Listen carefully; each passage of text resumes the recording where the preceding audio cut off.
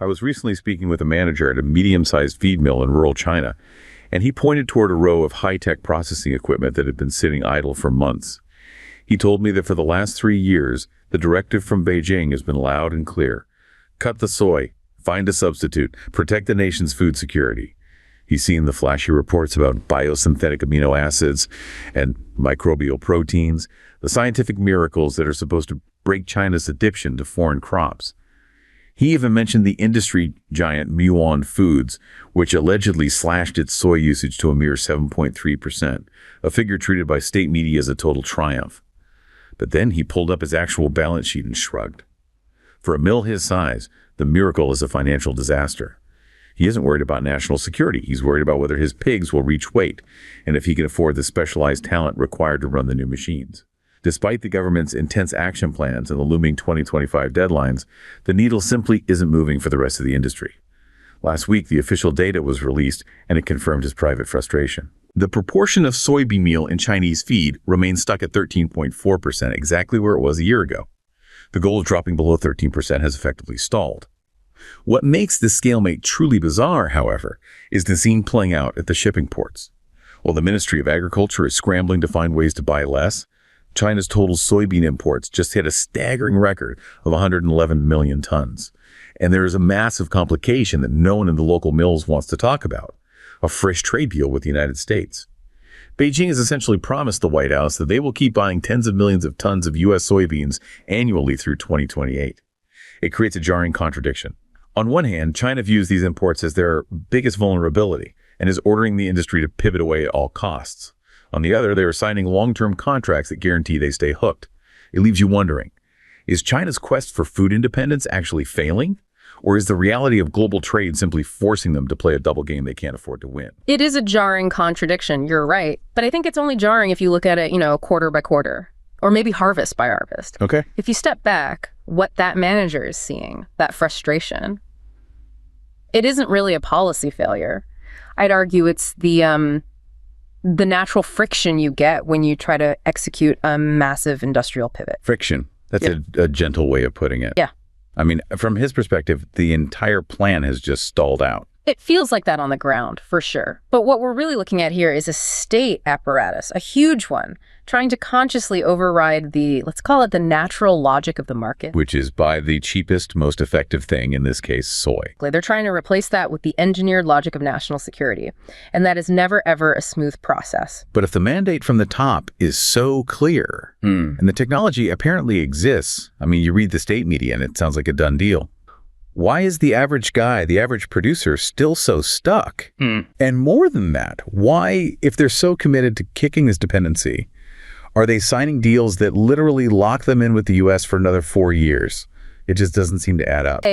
You can't feed a pig a government directive. Right. The gap between, say, a breakthrough in a lab and what actually ends up in the feed trough, that gap is massive. It's defined by cold, hard economics, by logistics, and, by some pretty tricky biology. So it's more complicated than just invent a substitute. And I think to really get our heads around this, we need to look at it in, say, 3 different layers. That's how we're going to tackle this deep dive today. Okay. First, we've got the microscopic layer. This is the really cutting-edge science, the synthetic biology that's happening right now in labs in places like Tianjin, the actual nuts and bolts of the alternative. The miracle proteins. The miracle proteins, exactly. Then there's the industrial layer. This is where you see the pig skyscrapers, these huge vertically integrated conglomerates like Muon Foods, the titans of the industry. The ones who are actually making it work. The ones who are making it work, yeah. And finally, there's the geopolitical layer. And that's where we'll figure out the strategy behind those baffling import numbers and that U.S. trade deal. Okay, Matt. So let's start with the science. The microscopic shield, as you called it. I want to talk about this bioengineer, Lin, in Tianjin. The way her work is described, it just doesn't sound like farming at all. No, not even close. It's bioreactors, sterile labs. Yeah. It's much more like a pharmaceutical company. And that's the key shift here. To understand what Lin is doing, you have to realize this isn't just about finding a better way to farm. It's about, in some cases, decoupling food production from land entirely. Wow. Lin works in a field called synthetic biology, or SynBio. Right, SynBio. It's a term you hear a lot these days, usually with Like Silicon Valley startups making milk without cows or something. Exactly. But in this context, Lin is working for a state-funded initiative with a very, very specific mission. And that mission is to produce amino acids. Okay, so not just protein in general, but the specific building blocks. Correct.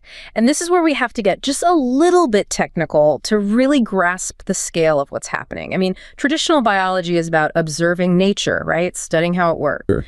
Synthetic biology is about engineering it. Lin isn't just, fermenting some yeast to make bread. She's taking a microbial host. Like a bacteria or something. Exactly. Often it's a specific, heavily modified strain of bacteria, maybe something like Corynebacterium glutamicum, or a yeast. And she is fundamentally editing its genome. She's going into its DNA and inserting a new set of instructions. And what do those instructions say? In essence, they tell the cell, your new primary purpose is not just to survive and reproduce. I want you to dedicate all your energy to producing this one specific molecule over and over again. And in this case, that molecule is an essential amino acid like lysine or maybe threonine. So the microbe itself becomes a tiny living factory. A cell factory. That is a literal term they use that. Instead of planting a soybean, which takes, months? Requires acres of land, sunlight, water.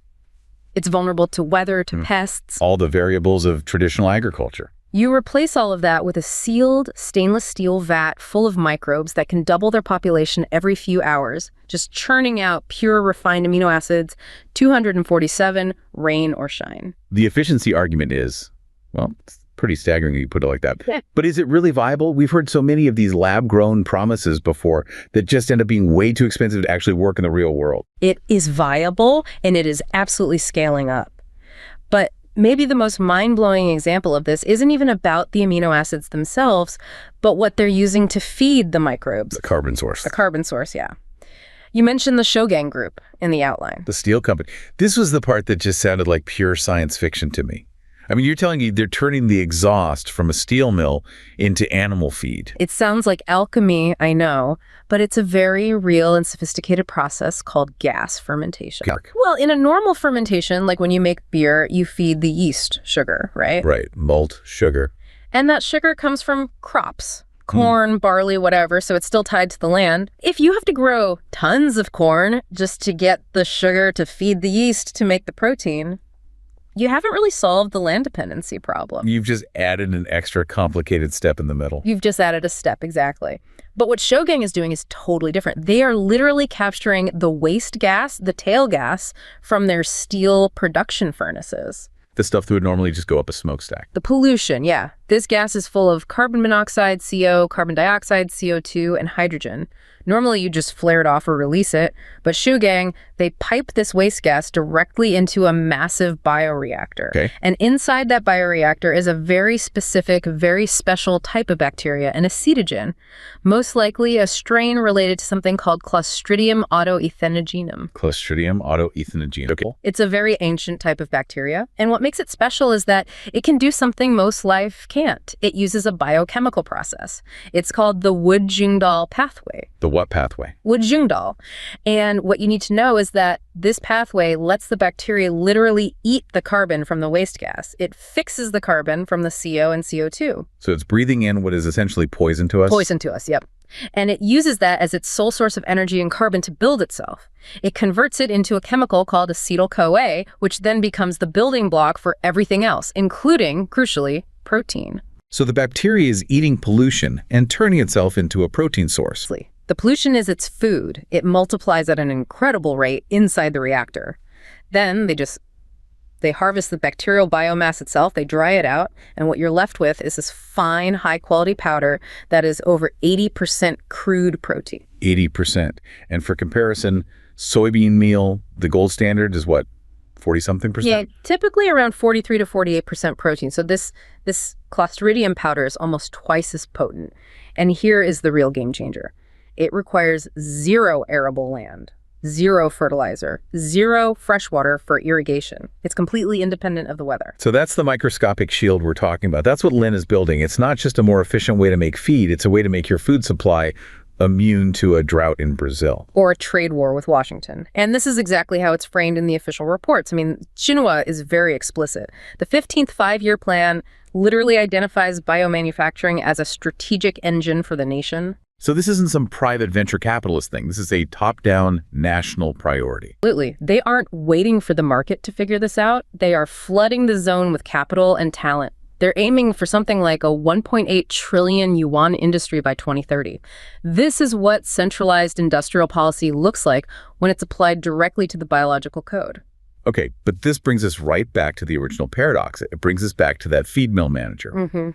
If the government has this magic powder that's 80% protein and is made from industrial pollution, why is he still buying soy? Why is his high-tech equipment just sitting there gathering dust? Because biology is incredibly complex and economics are incredibly stubborn. Right. It's one thing to produce a miraculous protein powder in a state-of-the-art reactor. It's a completely different and honestly much harder thing to formulate a precise diet for a pig to ensure it grows to exactly 110 kilograms in exactly 6 months without getting sick or costing a fortune. And that gets us to the next layer, the industrial titans. Yes. This leads us directly to Muyone Foods. The pig skyscrapers. This is the complete other end of the spectrum, isn't it? If Lin's lab is the microscope, Muyone is the industrial sledgehammer. Muyone is the proof of concept. They're the ones who are held up as the success story. They are the company that has actually achieved that stunningly low 5.7 to 7.3% soy inclusion rate in their feed. So they've cracked the code. They have. But to understand this, we have to dig into how they did it. Because the how explains perfectly why that small mill manager can't just copy them. Okay. It's a strategy they call amino acid plus A, which is a bit of a marketing term. But behind that term is a very, very difficult nutritional balancing act. So explain that balance. Why can't a small-time farmer just go buy a bag of this synthetic lysine powder and throw it in the feed mixer with some corn? Analogy. Are you familiar with the old barrel theory? Sometimes it's called Liebig's law of the minimum. It sounds vaguely familiar from a science class somewhere. Okay, so picture a wooden barrel, like an old oak barrel. It's made of a bunch of vertical wooden slats or staves, right? Right. Now imagine that the staves are all different lengths. One is short, a few are medium, a couple are really tall. The amount of water that barrel can hold isn't determined by the tallest stave, it's determined by the shortest one. Right. The water will just spill out over the top of the shortest piece of wood. Exactly. It doesn't matter if the other staves are 10 feet high. The capacity is limited by the weakest link. So how does a barrel relate to a pig? The water in the barrel represents the pig's potential for growth.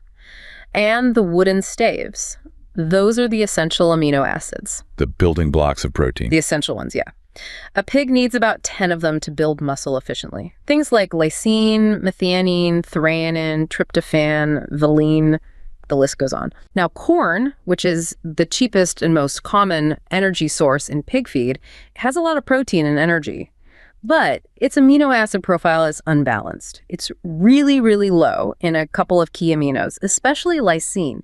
So corn by itself has a very short stave for lysine. So if you just feed a pig a diet of pure corn, the pig will eat, sure, but because that lysine stave is so short, its body can't actually use all the other amino acids and proteins in the corn to build muscle.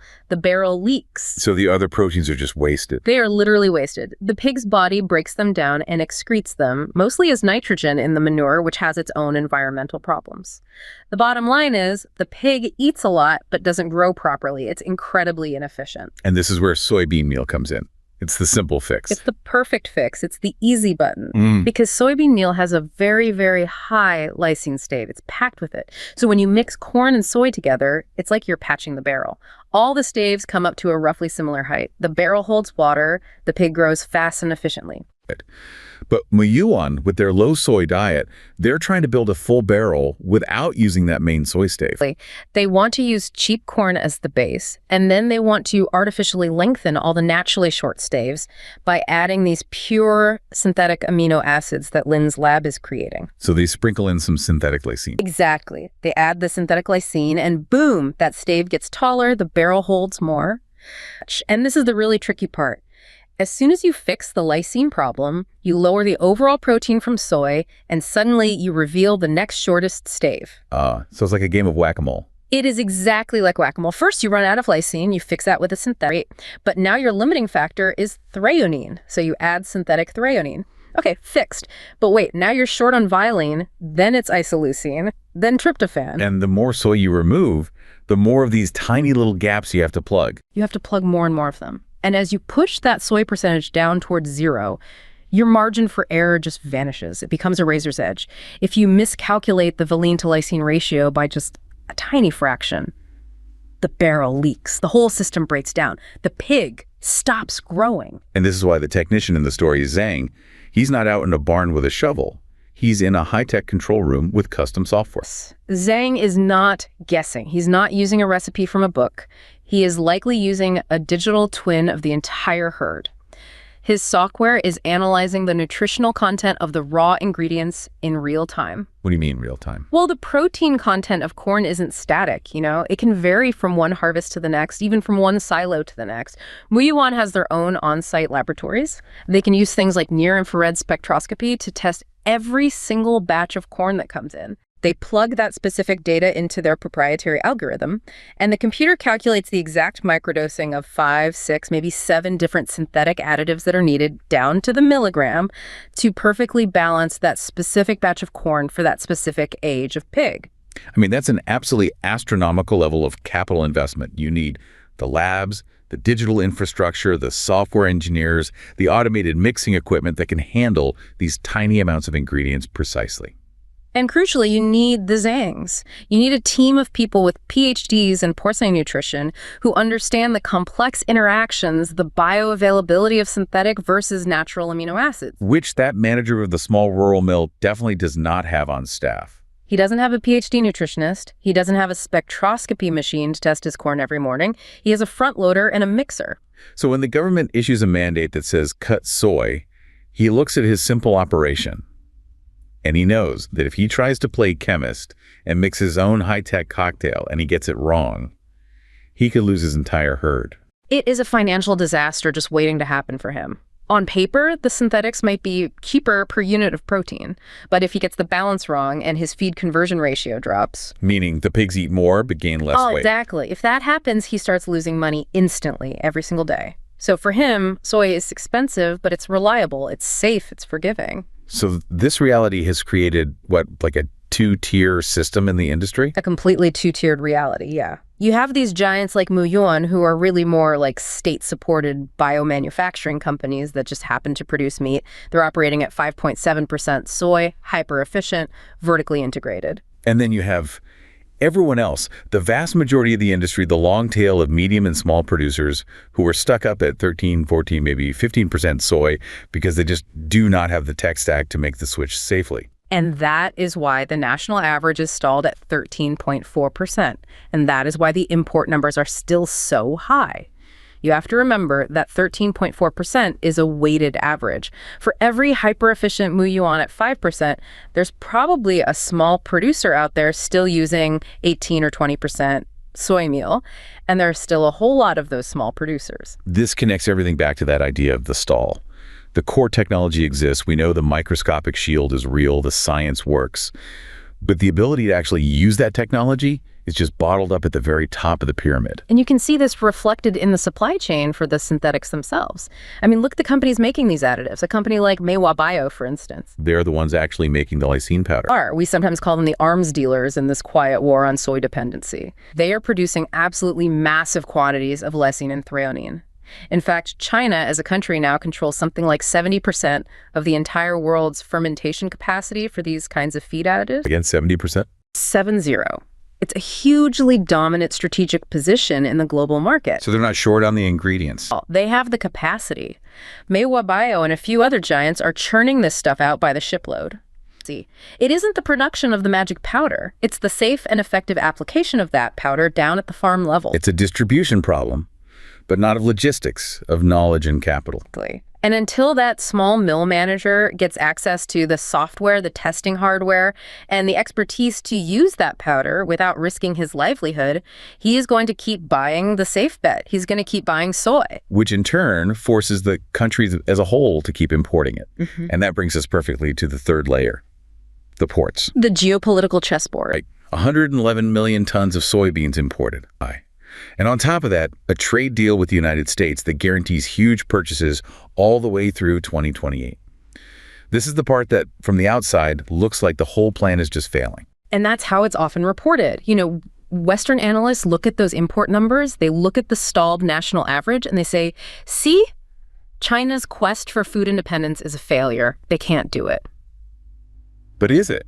Is that what we're seeing? So what we're seeing isn't a failure, it's a hedge. It's what you called it in the intro, a double game. Yeah. In the materials, we have this logistics manager, Chen, at the Ningbo Zhoushan port. He's watching these massive ships unload day after day, and he has this phrase he talks about, closing the door to let the house get warm. To me, that sounds a little bit like isolationism. It sounds like it, but I think the better word is resilience. Think about it from the perspective of a national strategist and think about the timeline. Okay. The government knows they're not naive. They know the small mills can't switch overnight. They know that building out the Zhang infrastructure, the labs, the software, the talent across an entire country the size of China is a decade-long project, at least. And they know that scaling up the Lin bioreactors to the point where they could actually replace 100 million tons of imported soy, that also takes years of massive investment and construction. So what do you do in the meantime? While you're building all that, you still have over 1 billion people to feed. You buy peace and you buy time. You sign the trade deal with the US. You guarantee a stable, predictable flow of soy for the next 4, 5, 6 years. So that keeps food prices stable at home. It keeps prices stable. It keeps the pork cheap and plentiful. It keeps the population fed and happy. Most importantly, it prevents a food security crisis today while you're building the infrastructure to prevent one tomorrow. So the imports aren't a sign of failure. They're a bridge. They are a strategic bridge. The U.S. State Department looks at that deal and they see a trade victory. They see guaranteed agricultural exports. Beijing looks at that same deal and they see a countdown clock. A countdown to what? A countdown to self-sufficiency. They are consciously and deliberately using American and Brazilian soy to feed their current, less efficient system, while they are working at a furious pace to build the alternative system in the background. That puts all those action plans and government directives in a totally new light. They're not necessarily expecting every small mill to hit a 5% soy target by next year. They're pushing the entire industry to get ready. They're sending the signal. They're priming the pump. They're forcing the big players like Muyan to solve the technical problems so that eventually that technology can trickle down and be deployed across the board for the day when the imports are no longer needed, or more importantly, no longer available. This sounds a lot like that broader economic strategy we hear about, the double circulation model. It is a perfect example of double circulation in action. It's a core idea of their current economic policy. The whole concept is that you continue to participate in the international economy. That's the external circulation. Buying U.S. soy. Buying U.S. soy, selling finished goods, all of that. But at the same time, you focus intensely on building a completely self-sufficient and robust domestic economy. The internal circulation. Which in this case is Muyon's pig skyscrapers and Shogang's gas fermentation plant. Exactly. And the ultimate goal is to make that external circulation, the global trade part, optional. Right now for protein, it is absolutely mandatory. If the US and Brazil decided to stop selling soy to China today, it would trigger a massive protein deficit, a genuine crisis. So the double game is about changing that fundamental dynamic. It's about getting to a point, maybe by 2030 or 2035, where if the geopolitical situation gets ugly, if there's another trade war or a conflict, China can credibly say, fine, keep your soybeans. We don't need them. We have the bioreactors. We have the synthetic amino acids. We have the formulas. It's all about leverage, ultimate food power. It is the ultimate leverage. I mean, you look throughout history, food has always been used as a weapon, or at the very least, a point of pressure. During the 2018 trade war, U.S. tariffs on Chinese goods were met with Chinese tariffs on U.S. soy, and it was a major, major sticking point. Right, it hit U.S. farmers really hard. It did, and China is systematically engineering its way out of that vulnerability. They are determined to never be in that position again. You mentioned the idea of Eastern resilience when talking about Chen's perspective at the port, this idea that diversification is a form of civilizational strength. I think that's a really important cultural and strategic element here. It's a definite shift in mindset. For decades, the global consensus driven by the West was all about pure efficiency. Right. The theory of comparative advantage. Buy your stuff from whoever can make it cheapest. Exactly. If Brazil has the perfect climate and land for growing soy, then let Brazil grow all the world's soy. It's the most efficient outcome on paper. But Chen's view, and I think the state's view, is that hyper-efficiency is actually incredibly dangerous if it creates critical dependencies. So they are consciously choosing to trade some of that short-term efficiency for long-term security. But here's the interesting twist in the long game. If the syn biotechnology truly scales, if gas fermentation becomes widespread, it might actually end up being more efficient than traditional farming ever was. So if you can produce high-grade protein in a factory in the suburbs of Shanghai using waste gas from a nearby industrial park, you have just eliminated the immense cost of shipping millions of tons of beans halfway across the planet. You've eliminated the land cost. You've eliminated the environmental cost of fertilizer runoff. that's the real protein paradox then. The path that looks so expensive and difficult and inefficient today could actually be the cheaper, more secure, and even greener path tomorrow. And that, I think, is why they are so committed to the plan, despite all the friction we're seeing. The local feed mill manager, he's looking at his balance sheet for this quarter and he's panicking. It's a financial disaster for him. But the strategist in Beijing is looking at the national balance sheet for the next decade, and what they see is a necessary, albeit painful, transition. It is a really fascinating disconnect, isn't it? You have this micro-level failure, the reality of the struggling mill, and this macro-level failure, the record-high imports. And both of them are coexisting with this enormous structural transformation happening just beneath the surface. And what I hope is clear from our deep dive is that these things aren't contradictory at all. They're actually causal. The day-to-day struggle of that small mill is precisely what causes the high import numbers. And the high import numbers are what buy the time needed to solve the small mill's problem permanently. Exactly. It's a messy, incredibly expensive, and very difficult process. But the direction of travel, the strategic intent, is absolute. So the needle really is moving, even if, when you look at that one specific data point, the 13.4%, it looks like it's completely stuck. The machinery is turning. Those steel tanks in Tianjin are bubbling away. The algorithms in Henan are learning and getting smarter with every herd. That 13.4% number, it will break. And when it does, I don't think it will be a slow, gradual decline. I think you'll see a rapid structural shift once the technology and the economics align for the smaller players. The barrel will finally be rebuilt from new materials. It just completely redefines what we even think of as agriculture. We're moving from a world where food is primarily grown to a world where, increasingly, food is designed and manufactured. It leaves us with a fascinating picture of the future of food. We often think of farming as soil and weather, but in China, it's becoming a matter of steel tanks, gene editing, and geopolitical hedging. The feed mill manager might feel stuck today, but the machinery around him is slowly, inevitably turning. The goal isn't just cheaper feed. It's a world where the security of a nation's dinner plate is decided in a lab in Tianjin, not on a trading floor in Chicago. That is the true weight of the protein independence mission.